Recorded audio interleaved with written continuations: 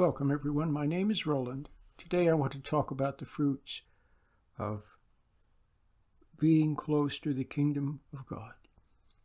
And it's a talk about grace, about gifts from God, and about the absence thereof. Several weeks ago, I was listening to the radio early in the morning. It was one of the Christian stations, and one of the preachers was there. I listen to Christian radio because once in a while there's a scripture verse that kind of sticks out. You know, I'm listening lightly and it's kind of in the background, and maybe a lot of time goes by, but then all of a sudden there is something. And what I heard was this. This is from Isaiah.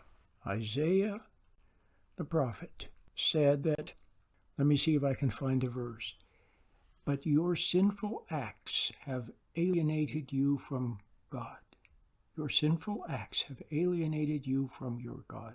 And that word alienated stuck out. And so I want to read you something that I just wrote this morning in connection with that. When you are rooted in God, you are coming from a depth that is unfathomable.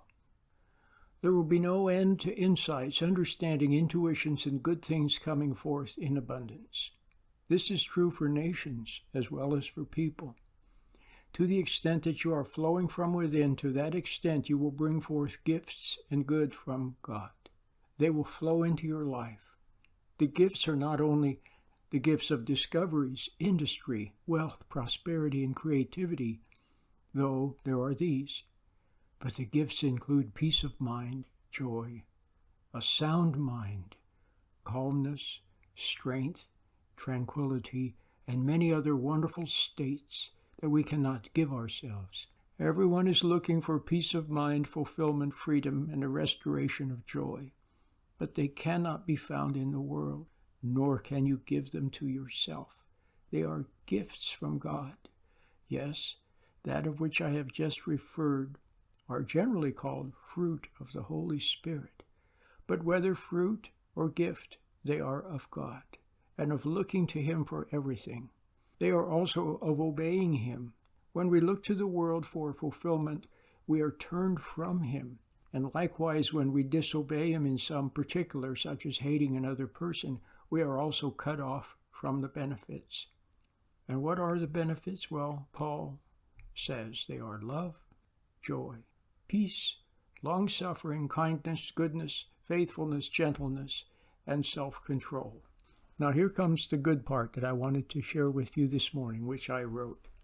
Generally, people want relief from headaches, anxiety, worry, fears, doubts, compulsions, addictions, aches, and pains. If you tell a person that these are the result of sin, they will scoff at you. But think about it. If sin is something that alienates us from God, then sin separates a person from God and all of His benefits, which include peace of mind, security, joy, calmness, self-control. If, for example, if a person had perfect self-control, then there would be no compulsions, addictions, obsessions, nor would there be tension, muscle spasms, constriction, and so forth. In their place, there would be freedom from all of the above and perfect control of mind and body. We generally focus on the symptom and then seek symptom relief, but we fail to recognize the cause, which is separation from God. And once again, the verse from Isaiah chapter 59, verse 2, the Net Bible translation I like very much. But your sinful acts have alienated you from your God. That word alienation, do you understand? Separation. So do you see if the fruit of the Holy Spirit is self-control? Then what that means is that if you are separated from God, you're separated from His gift of self-control. And self-control then maintains everything in perfect working order. You don't have perfect self-control when you have a compulsion, when you have an addiction, when you have tension, when you have tension headaches and stomach aches and all kinds of other things as a result of lack of self-control, as a result of reacting and responding compulsively, addictively, painfully. Do you understand how many aches and pains are the result of tension and dysfunction? Another word for the lack of self-control is dysfunction. Dysfunction. People have dysfunctional immune systems, dysfunctional nervous systems. People have all kinds of symptoms as a result of dysfunction, but if they had perfect self-control. So I continue reading. Isaiah said, "Your sinful acts have alienated you from your God." Now, Christ had something to say about the subject also. Christ told us what to do. If you have all of these symptoms and something is wrong, what is the cause? Your sinful acts have alienated you from your God. So the solution is what? Repent and be baptized. Repent means to turn away from. In other words, to see your errors, be willing to see them in God's light. And when you see them, be willing to be sorry. When God shows you, when you see in God's light, you just see that you resented your mom, or that you're resenting your husband and judging him, or you're being impatient with your kids. When you see that, then just see it. That's all. See it. And if you see it clearly, then you stand back, you see your own selfishness, you see the resentment and the impatience, and you see that it's wrong, and you realize you can't do anything about it, and you feel helpless, but you regret what you see. That's all. You regret what you see. And then, in God's light, you experience a little bit of sorrow. But what are you doing now? You're responding to the within. Instead of reacting to the world, you're responding to the within. And then be baptized. And that's something else that God takes care of. Yes, there's the outward sign, being immersed or dipped in water. But actually, it's being baptized by the Holy Spirit. And God takes care of that in due time. He takes care of that. Nothing for you to anticipate or worry about.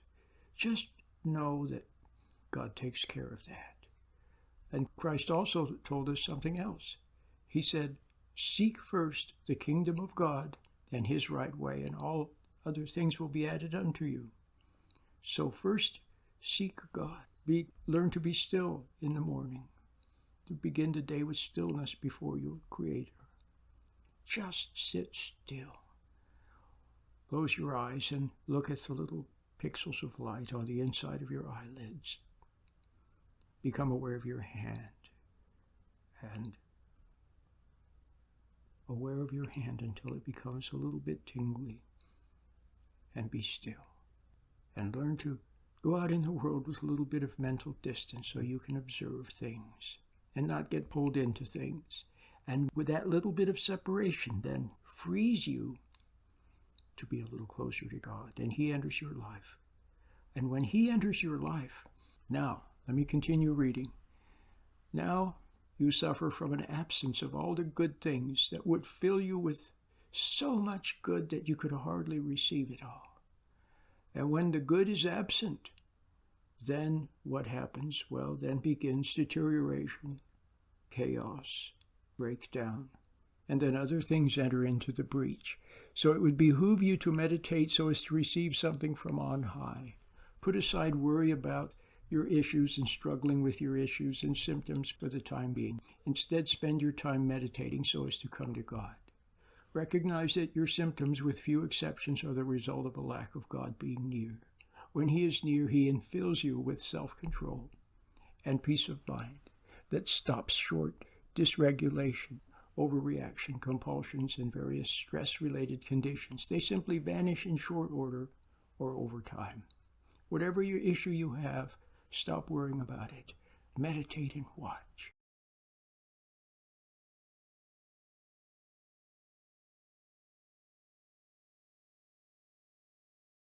And then all of a sudden one day you will awaken and notice that whatever your issue was is gone, like magic.